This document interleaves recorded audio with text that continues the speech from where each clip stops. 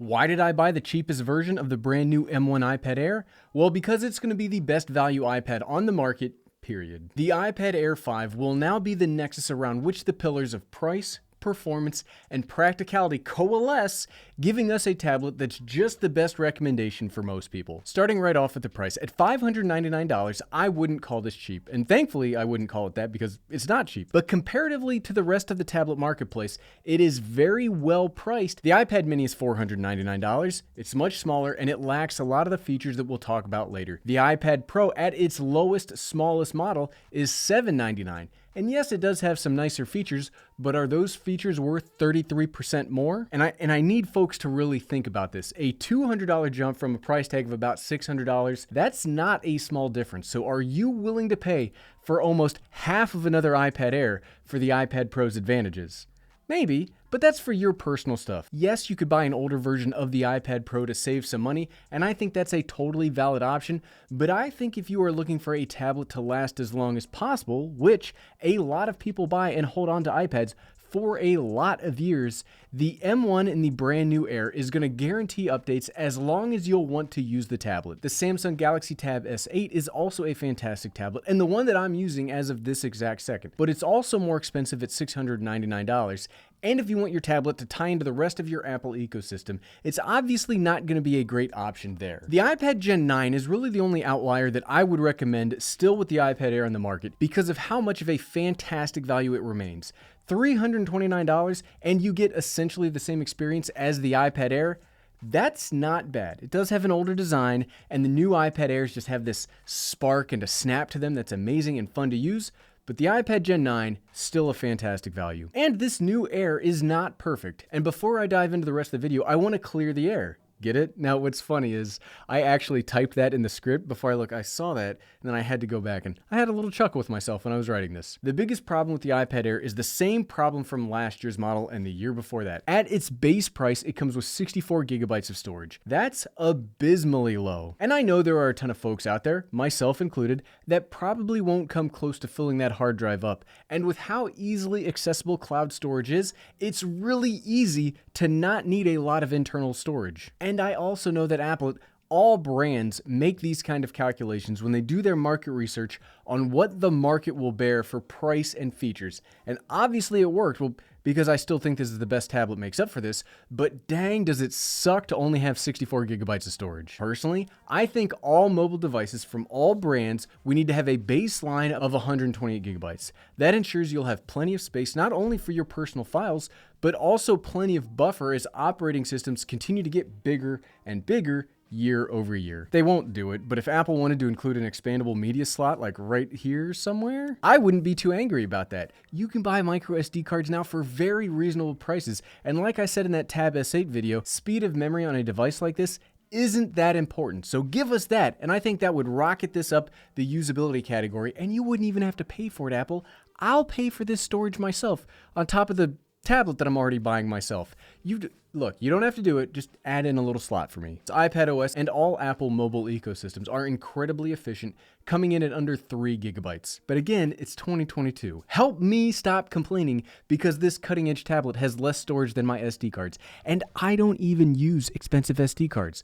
All we want, you and me both, all we want is for me to stop complaining. The biggest update this year you can see from pretty much every advertisement and all over the event page is the inclusion of the M1 processor from the iPad Pro and the very successful line of Apple laptops that have basically kicked off the whole Apple domination of the laptop marketplace. And those include my favorite laptop of all time. It's the MacBook Air. If you were surprised by that, welcome to the channel for the first time. Now, this is like putting a jet engine inside of my wife's Subaru, but it does buy you a few key things, especially over the A-series chips that have been in the tablet previously. 1, this tablet will now have more raw horsepower than most Windows productivity laptops. That's not exaggeration, that's not Apple fanboyism, them's just the facts. The M1 processor variant that we'll get in the iPad Air, I'm assuming is the same variant from the iPad Pro. So you'll get an 8-core CPU, 8-core GPU, and 8 gigabytes of RAM powering this, and remember, this is a $599 11-inch tablet. If you aren't impressed yet, I'm not sure what else Apple can do to get your attention, that they have their eyes aimed squarely at dominating the mobile processor space. Sure, I don't think graph charts showing numbers going up is the most useful of all comparisons.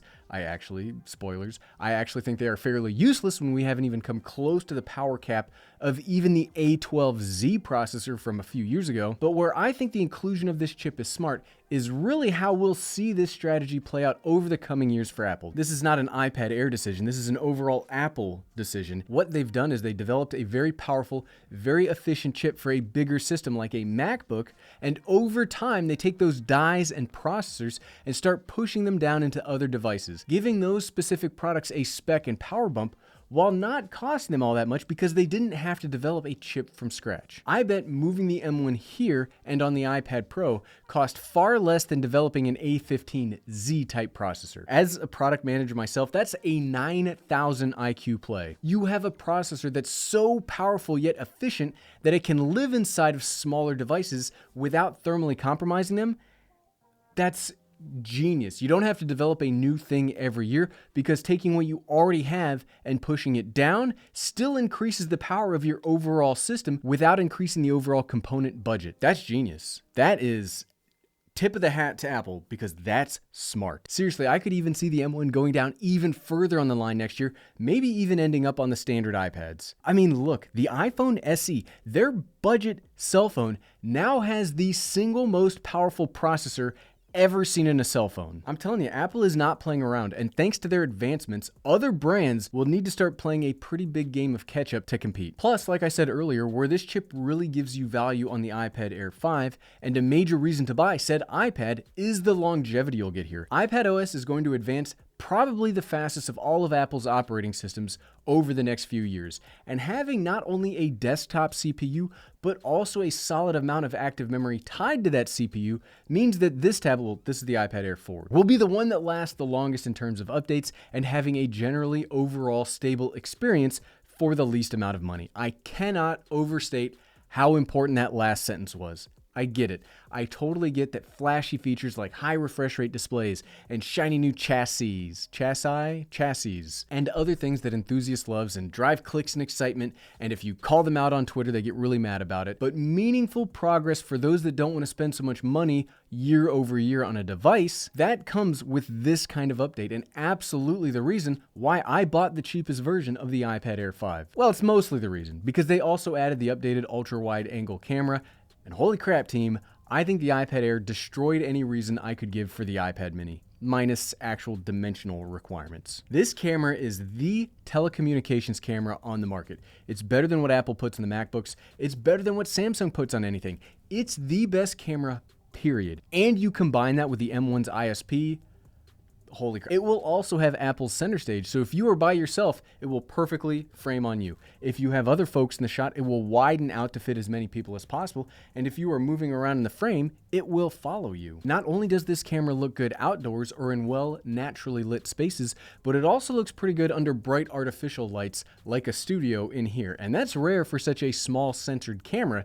Generally, they look like garbage in this kind of a situation. This was the one thing that I really wanted updated. Seriously, if they had only added this camera to the iPad Air, I would think that it was a worthy upgrade over previous models. I spend most of my life in conference calls now, or in my family life, we use FaceTime as our primary means to connect with family out of state. And as we are the family that lives out of state, that's how we talk to our entire family. Having a good, reliable, high-quality front-facing camera has rocketed up my priority list, and I love what Apple has done here. It was one of the major reasons that I would have recommended the iPad mini over the iPad Air. Though it's not all updates that matter, the reason I personally bought this one and would recommend it over something like the iPad mini or the standard iPad is because of all the accessory support. Team, let me tell you about accessory support.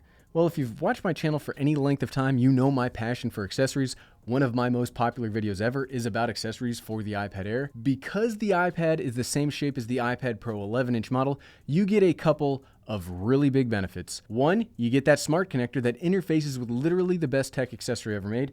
That's the Apple Magic Keyboard that we got right here. I didn't say it was the cheapest tech accessory, I said it was the best. And yes, again, it's expensive, but think about this. I think that this cost hurts less if you paid less for the tablet in the first place. And the second benefit that you get with the iPad Air 5 is all of the accessory designers now have sort of a standard template to work with, so they don't have to totally revamp their system to make a new mini case or a new 12.9-inch one-off model. You get a lot of overlap, which means it's really easy to find a lot of great options without paying all that much. Plus, because of all those options, you can turn this into whatever you need it to be. You just want something to watch the Everyday Dad YouTube videos all day, and believe me, I don't fault you for that. In that case, you have one set of things to get. You want a travel note-taking tool? You've got options for that. You want a mostly full computer experience? There are things for that. I love the versatility of the iPads as a whole, and I do think that if Apple ever introduces something like Samsung DeX, I would have very little reason to actually own a Mac anymore, which is probably why they have not yet released a sort of feature like that. Business got a business. And if you like this video and you want to see why I also bought the cheapest version of the Mac Studio, which might literally be one of the best value power machines on the market, you can find that by clicking right here. Click, click, click, click, click, click, click. Thanks for watching.